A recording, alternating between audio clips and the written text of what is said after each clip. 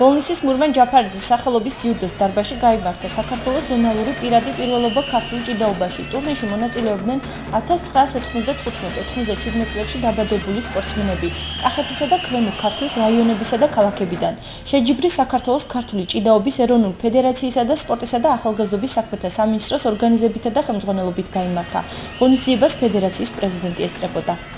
ტარდება ზონალური პირველობა, ეს არის ქვემო ქართლის და კახეთის ორივე რეგიონი შეერთებულია და აქედან გამარჯვებული სამეული, ვინც პირველ, მეორე, მესამეც დაიკავებს, გადავა უკვე მომდევნო ეტაპზე საქართველოს პირველობაზე, რომელიც საქართველოს ჩემპიონი უკვე ჩვენ დაგვეგვიმილი გაქვს, როგორც ალბათ ეს პირველად ისტორიაში რომ წავიყვანოთ საერთაშორისო ტურნირზე და უშუალოდ ეს როგორც ნაციონალური ჭიდაობებია, ყურაში და სხვადასხვა რაღაც ნაციონალური ჭიდაობები.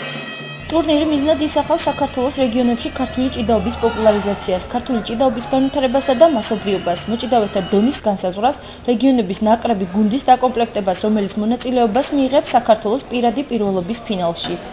თუ მოიგებ საქართველოს ტურნირზე გადიხარ და მე ვჭიდავე ერთ შეხვედრაზე, მოვიგე, ფული იყო რადგან კარგი მოჭიდავე იყო, ვინც ვეჭიდავე, მაგრამ დავამარცხე. ტურნირი 15 თებერვალს დაიწყო და 16-ში დასრულდა. გამარჯვებულებს გადაეცათ მედლები და დიპლომები.